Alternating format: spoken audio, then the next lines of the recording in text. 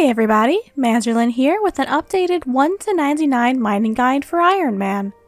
Even though this guide is specifically for Iron Man, it will still help you out if you're on a non-Iron Man account. First, let's quickly go over some important mechanics.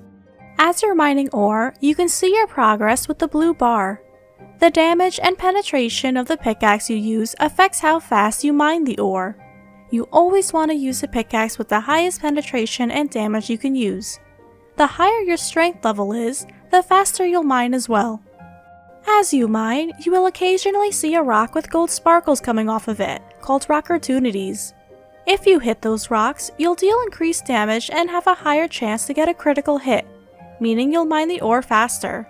You can be AFK for mining, but to level faster, I strongly recommend hitting every Rockertunity you see. Once you hit level 15, you'll unlock the stamina multiplier, shown by the orange bar here. Mining a rock will lower your stamina over time, which decreases your damage. Once it's depleted, you will mine the rock significantly slower. Stamina can be completely regained by simply clicking on the rock again. It can even be the same one you're already mining. Always keep your stamina up to increase your XP per hour. Naturally, you need a pickaxe to mine the ore. You can have it equipped or add it to your tool belt. There are different types of pickaxes you're able to use depending on your mining level, and most of them can be upgraded to different plus values. Each pickaxe has increasing penetration and damage, so you should get a new one as soon as you reach the level requirement for it so you can mine faster. At level 1, you'll need to start with a bronze pickaxe, which you can get for free from Bob at the axe shop southeast of Lumbridge Castle. You can buy up to adamant pickaxes at this shop.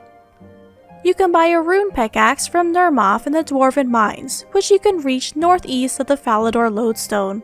However, once you hit level 60 and need to switch to an orichalcum pickaxes and up, you will need to make them yourself since there are no stores that sell them. Unfortunately, as you mine the ore you'll need to make the new pickaxe, it will take longer to get the ore because you're using a pickaxe with a lower level than the ore being mined. Some pickaxes can be augmented and given various perks that grant you different benefits. Honed, Wise, and Furnace could be useful perks to add on. Be aware though that with Furnace, you would lose the ore that you mine. If you want to get perks, you'll first need to unlock Invention. You can check out the details for that in my Invention guide. Now let's take a look at some items I recommend to have as well. Most of these items aren't strictly necessary, but you should make an ore box at the very least. Having an ore box will increase the amount of ore you can mine before needing to leave to deposit. You can make these at any forge. Ore boxes can hold 100 of any ore that is equal to or below the level of the box itself. As you hit certain level thresholds, the box will be able to store 120 ore. So say at level 50, a rune ore box will hold 100 runite ore, but once you reach 55, you can hold 120 runite. Eventually, you can increase that by an additional 20 if you complete the Everything is Awesome achievement. You can deposit all of the ore in your inventory into the box by clicking to fill it. If the box is on your action bar, you can click it from there to fill it without interrupting your mining, which I suggest you do. For your first bronze ore box, all it takes is 2 bronze bars. As you level up and reach the next milestone, you can smith an upgraded one by using your old ore box with 2 bars of whatever the next level box is. Keep on top of this so you always have the highest ore box you can use. Contents of your ore box can be emptied into your bank or your metal bank by clicking Deposit All Ore on it. If you have the crafting levels to make them, mining urns will increase your mining experience per hour when kept in your inventory. They fill up after earning a certain amount of mining experience and then teleport away to give you additional experience. The higher level urn you use, the more bonus XP it will give you. You'll need clay to craft them and an earth rune to complete them. Now let's take a look at what you should be wearing. The golden mining suit will give you a 1% boost to mining XP for each piece equipped, and a full set will give you a 6% boost. You can get the pieces for this as a reward in the Lava Flow mine after completing the King of the Dwarves quest, but you will need 68 mining to do it, amongst other skills. You can also get the Varrock armor by completing the Varrock achievements. Each set of tasks gives you a new version with increasing chances of mining an additional ore once you mine one. but the skill requirements needed for some of the tasks can be high. You'll probably out-level it by the time you get your hands on it, so it's not that necessary, but its effects do stack with the golden mining outfit if you have the Rework armor banked. Once you reach 70 mining, you'll start getting gemstone golem fragments as you mine. At level 80 mining and 20 invention, you can combine these fragments after researching the blueprints at a workbench to make a golem outfit piece. It takes 3,600 fragments to make one piece, and 18,000 total for a full set. There are 3 different sets for the golem outfit, and you will only get the set bonus if you have all pieces of the same type. So let's say if you have a ruby head and torso, sapphire gloves, and emerald legs and boots, you won't get the set bonus. Every time you combine fragments, you are guaranteed to get a new piece.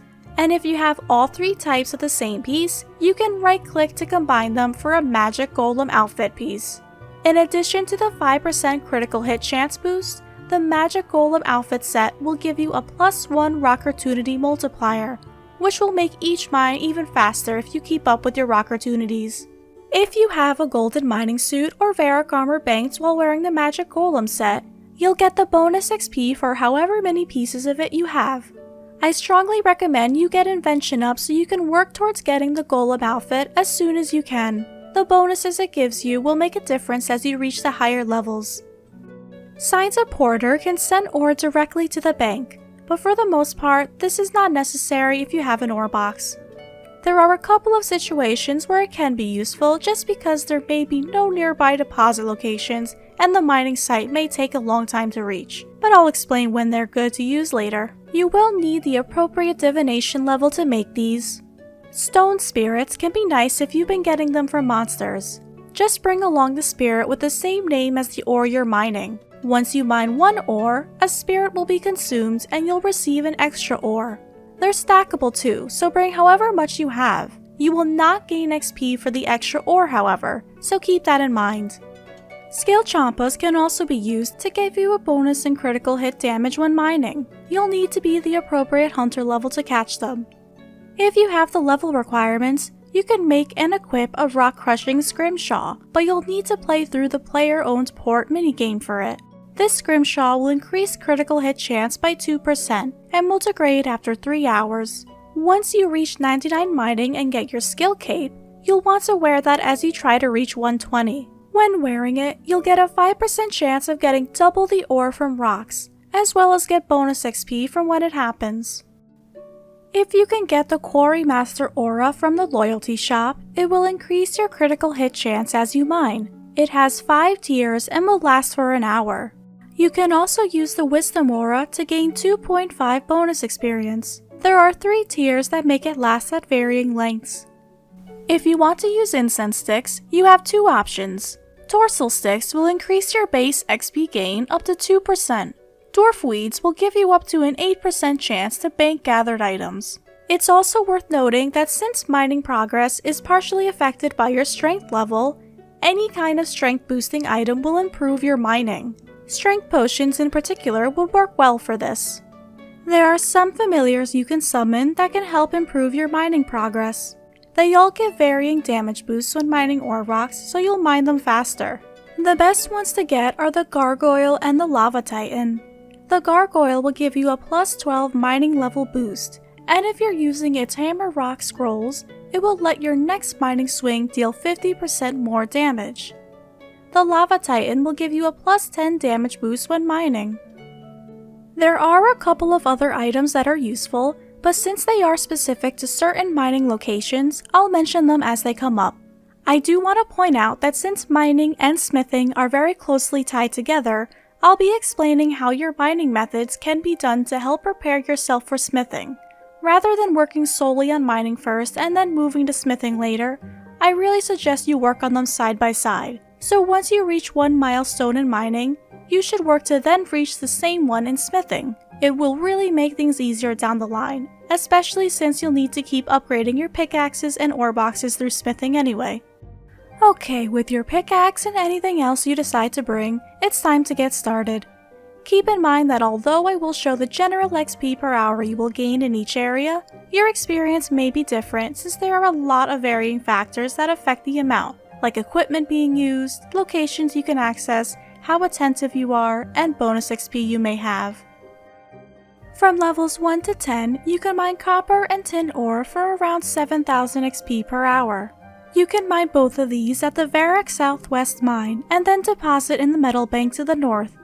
After you get at least 2 tin and copper ore, it's a good idea to smelt those into your bars to make your copper ore box. The best way to do this is to first fill up your box with copper, then deposit and fill it up with tin in the next trip. You'll want to go back and forth like this each time so that you have equal amounts of each for when you eventually smelt bronze bars for smithing. From levels 10 to 20, you can mine iron ore at the Lumbridge mine southwest in the swamp. This will give you around 17k XP per hour. Don't forget to upgrade your pickaxe and ore box for max efficiency. You can deposit your ore at the bank by Shattered Worlds, which is just east of the mine. From levels 20 to 30, you're going to stay in the same location, but this time you'll be mining both iron and coal. This will give you around 29k XP per hour. Technically, you can just mine coal to level 30 because it does give you more XP than iron, but I strongly suggest you mine both at this point so you have enough to smelt steel bars later on. So if you only care about getting the most experience per hour, just mine coal. If you want to prepare for smithing, go back and forth between the two like you did for copper and tin. For levels 30 to 40, you can mine mithril ore at the Rework Southwest mine for around 40,000 XP per hour. You can deposit your ore at the Northern Metal Bank. If you have 15 dungeoneering, you can mine in the Dwarven Resource Dungeon located in Falador, which has a deposit box nearby. Similar to before, I suggest you mine extra coal while you're at the Lumbridge mine since you will need both coal and mithril ore to smelt mithril bars eventually. So once again, if you just care about mining experience, mine just the mithril ore. But if you want to prepare for smithing, mine both coal and mithril in equal amounts. For levels 40 to 50, you can mine luminite and adamantite ore for around 50,000 XP per hour. You can mine addy ore at the Rework Southeast mine. Bring along your archaeology journal in your pocket so you can teleport to the guild for a faster deposit. Luminite ore can be found in the Dwarven mines, accessible by the entrance east of the Falador party room. If you have 15 dungeoneering, you can deposit in the nearby resource dungeon. Otherwise, you'll have to leave the mines and deposit at the metal bank to the southeast.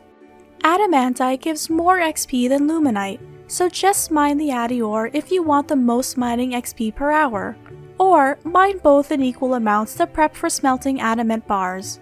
At level 60, you will be able to mine luminite at a better location, so it depends on your priorities. For levels 50 to 60, you can mine runite ore at the Fight Arena mine northeast of Yanil for around 65k XP per hour. You can empty your ore box at the metal bank in Port Kazrad to the northeast. You could use the bank in Yanil to the south since the distance is a second or two shorter, but I recommend using the metal bank so you don't have to transfer it later.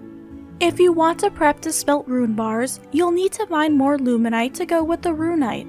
But like I said with the addy bars, you can wait for the more convenient location coming up if you prefer. For levels 60 to 70, you can mine orichalcite and dracolith ore for around 75k XP per hour. You can get orichalcite ore in the Dwarven mine west of the Artisan Workshop in Falador. You can deposit your ore at the metal bank in the workshop. This is also where you can find a better location for luminite if you need more. You can get dracolith ore at the Tai Wowanai mine southeast of Karamja. There is a metal bank northwest of here to deposit. If you can use quick teleports, it will be faster to teleport to the Karamja lodestone to deposit. Otherwise, just run to it. If you have 45 dungeoneering, the best place to get dracolith is in the Dwarven Mine Resource Dungeon, and then deposit in the Artisan Workshop. Since both of these ore give you the same amount of XP, I suggest you mine in one location until you're halfway to level 70, and then switch over to the other location. You can right-click on your mining skill and set your target level to 70 so you can see when to switch. For levels 70 to 80, you can mine nechrite and phasmatite ore for around 90k XP per hour. Both give the same XP, so you should mine both in equal amounts. Just set your target level to 80 to see when you're halfway there so you know when to switch over to the other location. Phasmatite ore can be mined at the Port Phasmatis mine southeast of Canphas. You can get here easier with an ectophile from the Ghost Ahoy quest, which I strongly recommend doing first. You can use the ectophile for a faster deposit at the port bank. If you didn't complete the quest, you'll need 2 ecto tokens to pass through the gate, and you'll have to right-click the banker to use it. This may be a good time to use Science Reporter because the bank is slightly out of your way. You can mine nechrite ore at the Oozer mine west of Al-Kharid, and you can deposit at the bank chest in Shantae Pass. Get to the mine by taking the magic carpet to Oozer. If you have an Amulet of Glory, you can use it to teleport back to Shantae Pass for a faster deposit. Otherwise, just take the carpet back and repeat.